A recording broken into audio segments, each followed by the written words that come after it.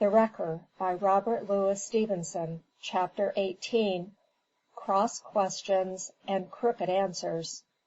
I have said hard words of San Francisco. They must scarce be literally understood. One cannot suppose the Israelites did justice to the land of Pharaoh. And the city took a fine revenge of me on my return. She had never worn a more becoming guise. The sun shone, the air was lively, the people had flowers in their buttonholes and smiles upon their faces. And as I made my way towards Jim's place of employment, with some very black anxieties at heart, I seemed to myself a blot on the surrounding gaiety. My destination was in a by-street in a mean, rickety building. The Franklin H. Dodge Steam Printing Company appeared upon its front, and in characters of greater freshness, so as to suggest recent conversion, the watch cry, "White labor only."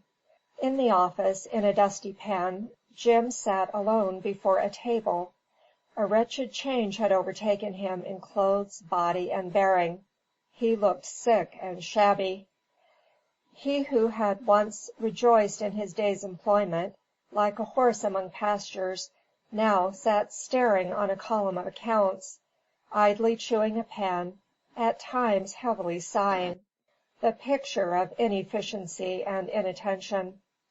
He was sunk deep in a painful reverie. He neither saw nor heard me, and I stood and watched him unobserved. I had a sudden vain relenting. Repentance bludgeoned me. As I had predicted to Nares, I stood and kicked myself. Here was I come home again, my honour saved. There was my friend in want of rest, nursing, and a generous diet, and I asked myself with Falstaff, what is in that word honour? What is that honour? And, like Falstaff, I told myself that it was air. "Jim," said I. "Loudon!" he gasped, and jumped from his chair and stood shaking. The next moment I was over the barrier, and we were hand in hand. "My poor old man!" I cried. "Thank God you're home at last!" he gulped, and kept patting my shoulder with his hand. "I've no good news for you, Jim," said I. "You've come. That's the good news that I want," he replied. "Oh, how I've longed for you, Loudon!" "I couldn't do what you wrote me," I said, lowering my voice. "The creditors have it all. I couldn't do it." "Sh!" returned Jim. "I was crazy when wrote.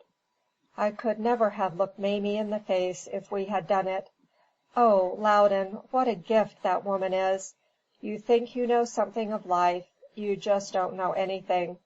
It's the goodness of the woman. It's a revelation." "That's all right," said I. "That's how I hoped to hear you, Jim." "And so the Flying Scud was a fraud," he resumed. "I didn't quite understand your letter, but I made out that." "Fraud is a mild term for it," said I. "The creditors will never believe what fools we were. And that reminds me," I continued, rejoicing in the transition. "How about the bankruptcy?" "You were lucky to be out of that," answered Jim, shaking his head. "You were lucky not to see the papers. The Occidental called me a fifth-rate curbstone broker with water on the brain. Another said I was a tree frog that had got into the same meadow with Longhurst, and had blown myself out till I went pop. It was rough on a man in his honeymoon. So was what they said about my looks, and what I had on, and the way I perspired. But I braced myself up with the Flying Scud. How did it exactly figure out, anyway? I don't seem to catch on to that story, Loudon." "The devil you don't," thinks I to myself, and then aloud, "You see, we had neither one of us good luck. I didn't do much more than cover current expenses, and you got floored immediately. How did we come to go so soon?" "Well, we'll have to have a talk over all this," said Jim with a sudden start. "I should be getting to my books, and I guess you had better go up right away to Mamie. She's at Speedy's. She expects you with impatience. She regards you in the light of a favourite brother, Loudon." Any scheme was welcome which allowed me to postpone the hour of explanation, and avoid, were it only for a breathing space, the topic of the Flying Scud. I hastened accordingly to Bush Street. Mrs. Speedy, already rejoicing in the return of a spouse, hailed me with acclamation. "And it's beautiful you're looking, Mr. Dodd, my dear," she was kind enough to say, "and a miracle they na gur wahinis let thee lave the oilands. I have my suspicions of Speedy," she added roguishly. "Did ye see him after the negresses now?"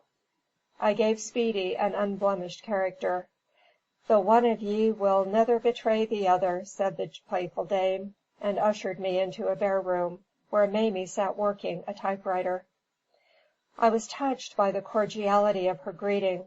With the prettiest gesture in the world she gave me both her hands, wheeled forth a chair, and produced from a cupboard a tin of my favourite tobacco, and a book of my exclusive cigarette papers. "There," she cried. "You see, Mr. Loudon, we were all prepared for you. The things were bought the very day you sailed." I imagined she had always intended me a pleasant welcome, but a certain fervour of sincerity, which I could not help remarking, flowed from an unexpected source. Captain Nares, with a kindness for which I can never be sufficiently grateful, had stolen a moment from his occupations, driven to call on Mamie, and drawn her a generous picture of my prowess at the wreck. She was careful not to breathe a word of this interview till she had led me on to tell my adventures for myself. "Ah, Captain Nares was better!" she cried, when I had done. "From your account I only have learned one new thing, that you are modest as well as brave." I cannot tell with what sort of disclamation I sought to reply. "It is of no use," said Mamie. "I know a hero. And when I heard of you working all day like a common labourer, with your hands bleeding and your nails broken, and how you told the captain to crack on, I think he said, in the storm, when he was terrified himself, and the danger of that horrid mutiny" Nares had been obligingly dipping his brush in earthquake and eclipse "and how it was all done, in part at least, for Jim and me, I felt we could never say how we admired and thanked you." "Mamie," I cried, "don't talk of thanks. It is not a word to be used between friends. Jim and I have been prosperous together, now we shall be poor together. We've done our best, and that's all that need be said. The next thing is for me to find a situation, and send you and Jim up country for a long holiday in the redwoods, for a holiday Jim has got to have." "Jim can't take your money, Mr. Loudon," said Mamie. "Jim!" cried I. "He's got to. Didn't I take his?" Presently after Jim himself arrived, and before he had yet done mopping his brow, he was at me with the accursed subject. "Now, Loudon," said he, "here we are all together, the day's work done, and the evening before us. Just start in with the whole story." "One word on business first," said I, speaking from the lips outward, and meanwhile, in the private apartments of my brain, trying for the 1000th time to find some plausible arrangement of my story. "I want to have a notion how we stand about the bankruptcy." "Oh, that's ancient history," cried Jim. "He paid 7 cents, and a wonder we did as well. The receiver" methought a spasm seized him at the name of this official, and he broke off. "But it's all past and done with anyway. And what I want to get at is the facts about the wreck. I don't seem to understand it. Appears to me like there was something underneath." "There was nothing in it, anyway," I said, with a forced laugh. "That's what I want to judge of," returned Jim. "How the mischief is it I can never keep you to that bankruptcy?" "It looks as if you avoided it," said I, "for a man in my situation, with unpardonable folly." "Don't it look a little as if you were trying to avoid the wreck?" asked Jim. "It was my own doing. There was no retreat. My dear fellow, if you make a point of it, here goes," said I, and launched with a spurious gaiety into the current of my tale. I told it with point and spirit, described the island and the wreck, mimicked Anderson and the Chinese, maintained the suspense. My pen has stumbled on the fatal word. I maintained the suspense so well that it was never relieved. And when I stopped, I dare not say concluded, where there was no conclusion, I found Jim and Mamie regarding me with surprise. "Well?" said Jim. "Well, that's all," said I. "But how do you explain it?" he asked. "I can't explain it," said I. Mamie wagged her head ominously. "But great Caesar's ghost! The money was offered!" cried Jim. "It won't do, Loudon. It's nonsense on the face of it. I won't say but what you and Nares did your best. I'm sure of course you did. But I do say you got fooled. I say the stuff is in that ship to day, and I say I mean to get it." "There's nothing in the ship, I tell you, but old wood and iron," said I. "You'll see," said Jim, "next time I go myself. I'll take Mamie for the trip. Longhurst won't refuse me the expense of a schooner. You wait till I get the searching of her." "But you can't search her," cried I. "She's burned." "Burned!" cried Mamie, starting a little from the attitude of quiescent capacity in which she had hitherto sat to hear me. Her hands folded in her lap. There was an appreciable pause. "I beg your pardon, Loudon," began Jim at last, "but why in snakes did you burn her?" "It was an idea of Nares," said I. "This is certainly the strangest circumstance of all," observed Mamie. "I must say, Loudon, it does seem kind of unexpected," added Jim. "It seems kind of crazy, even. What did Nares expect to gain by burning her?" "I don't know. It didn't seem to matter. We had got all there was to get," said I. "That's the very point," cried Jim. "It was quite plain you hadn't." "What made you so sure?" asked Mamie. "How can I tell you?" I cried. "We had been all through her. We were sure. That's all I can say." "I begin to think you were," she returned, with a significant emphasis. Jim hurriedly intervened. "What I don't quite make out, Loudon, is that you don't seem to appreciate the peculiarities of the thing," said he. "It doesn't seem to have struck you same as it does me." "Pshaw! Why go on with this?" cried Mamie, suddenly rising. "Mr. Dodd is not telling us either what he thinks or what he knows." "Mamie!" cried Jim. "You need not be concerned for his feelings, James. He is not concerned for yours," returned the lady. "He dare not deny it, besides. And this is not the first time he has practised reticence. Have you forgotten that he knew the address, and did not tell it to you until that man had escaped?"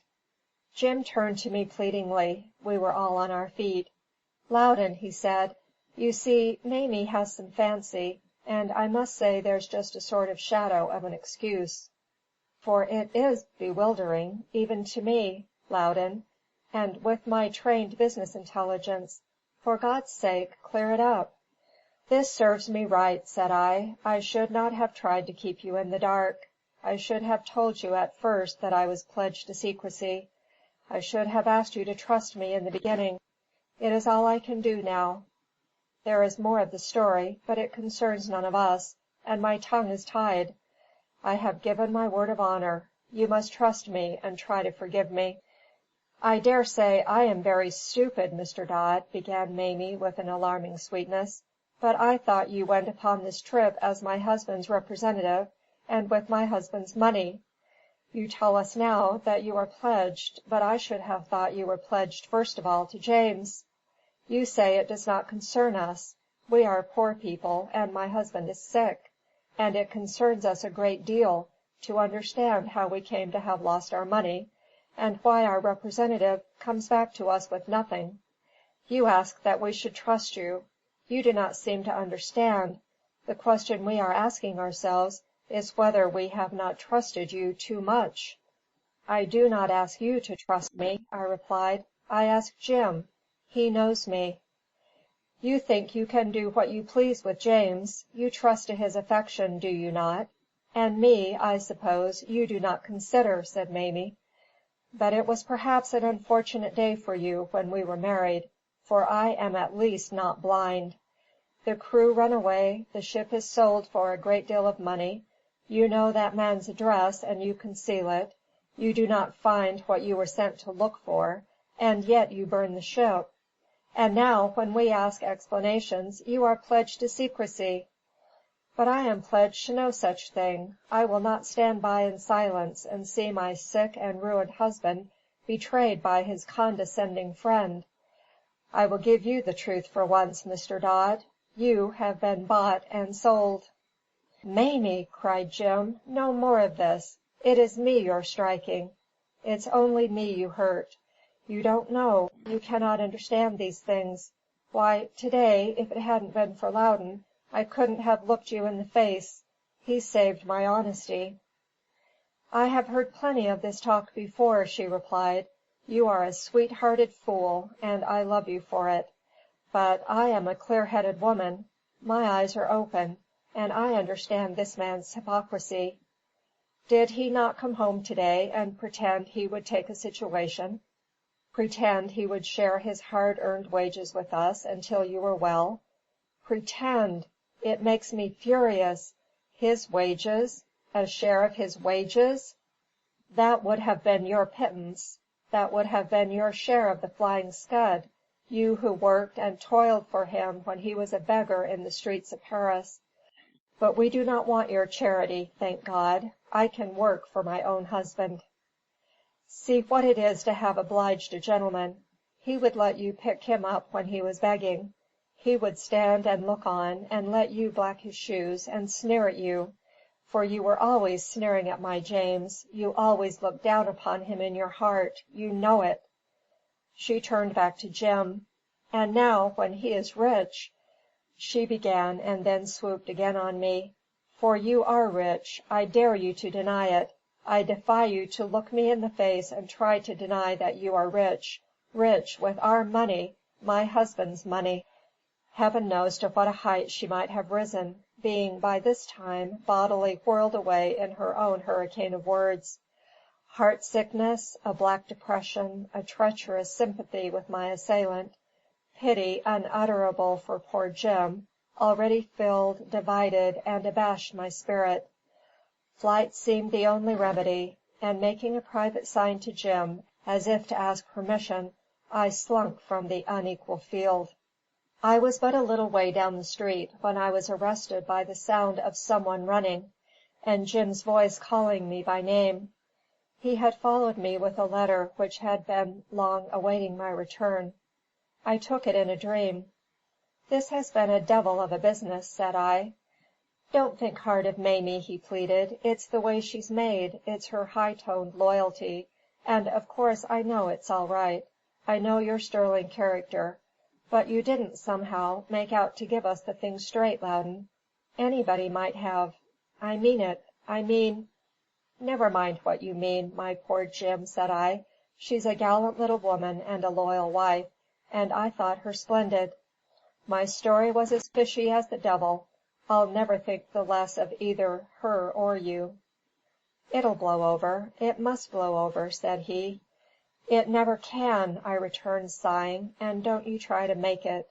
Don't name me unless it's with an oath, and get home to her right away. Good bye, my best of friends. Good bye, and God bless you. We shall never meet again." "Oh, Loudon, that we should live to say such words!" he cried. I had no views on life, beyond an occasional impulse to commit suicide, or to get drunk, and drifted down the street, semi-conscious, walking apparently on air, in the light-headedness of grief. I had money in my pocket, whether mine or my creditors' I had no means of guessing, and, the poodle dog lying in my path, I went mechanically in and took a table. A waiter attended me, and I suppose I gave my orders, for presently I found myself, with a sudden return of consciousness, beginning dinner.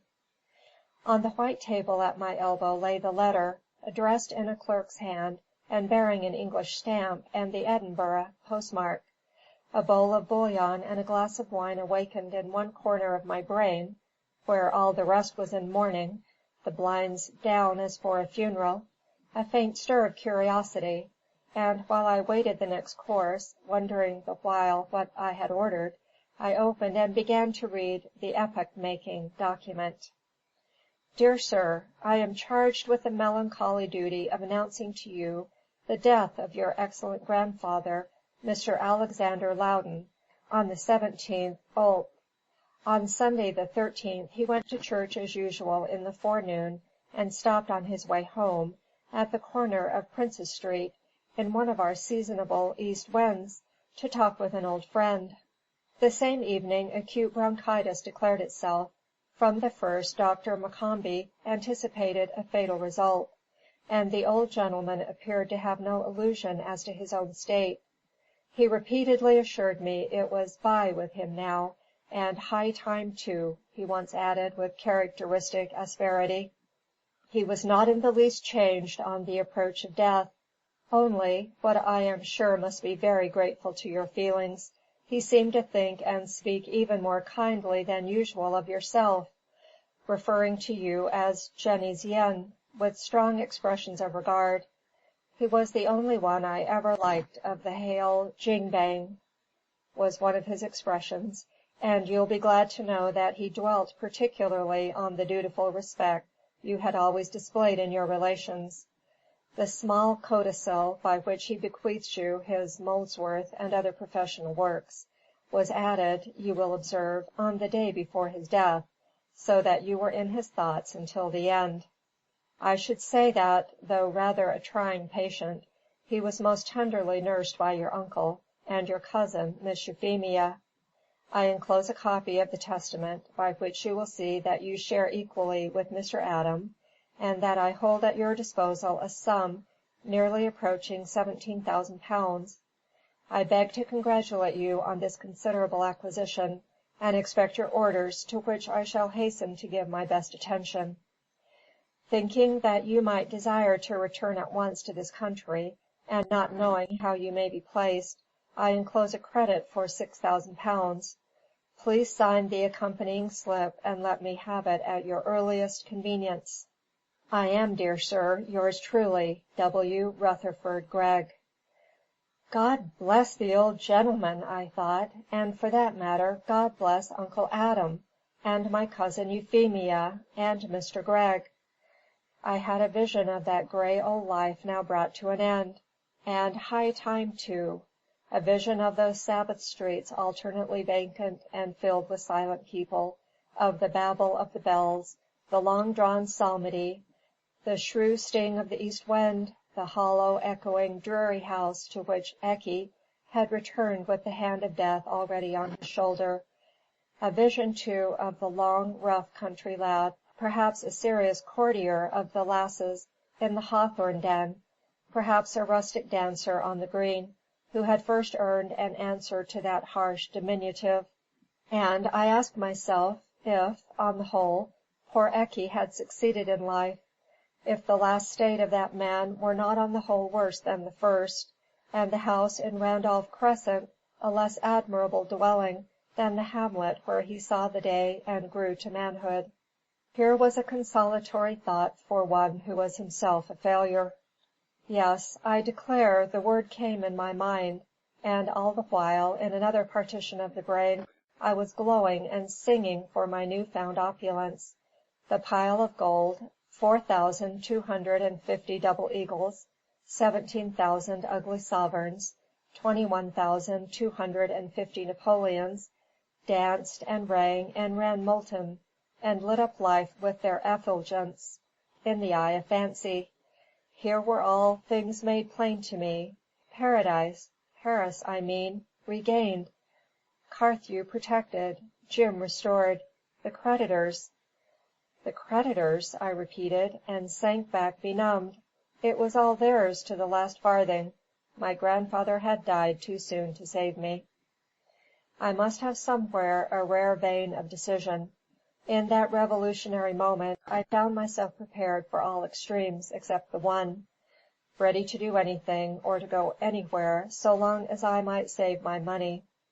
At the worst there was flight to some of those blessed countries where the serpent extradition had not yet entered in. On no condition is extradition allowed in Callao.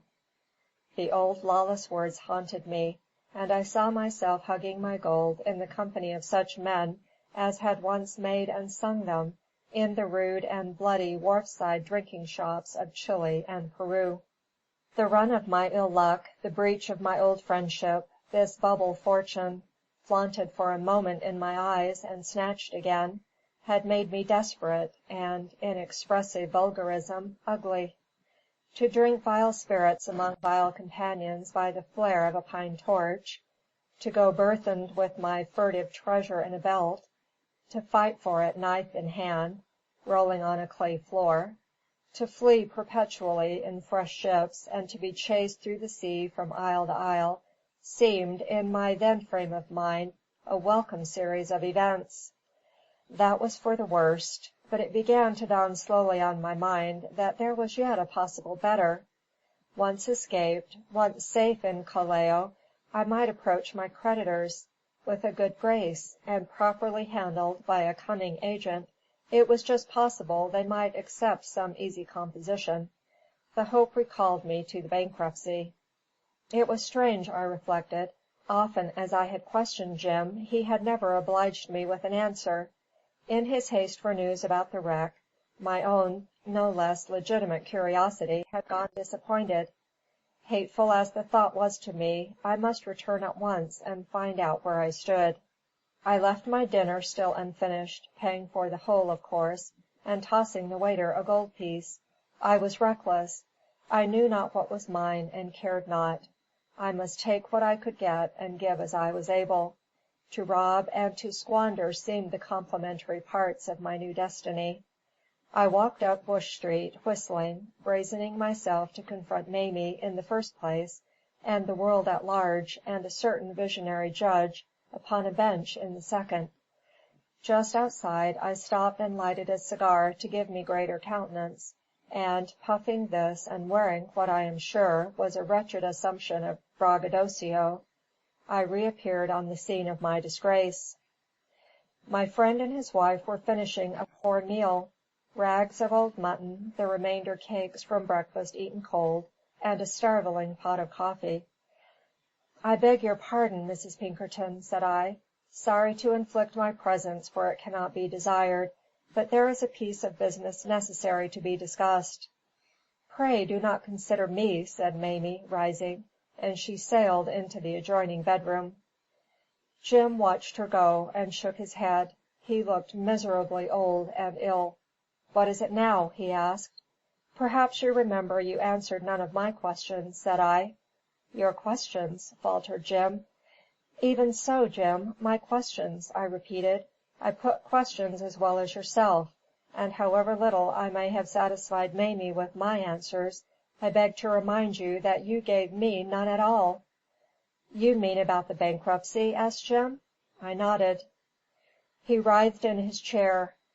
"The straight truth is, I was ashamed," he said. "I was trying to dodge you.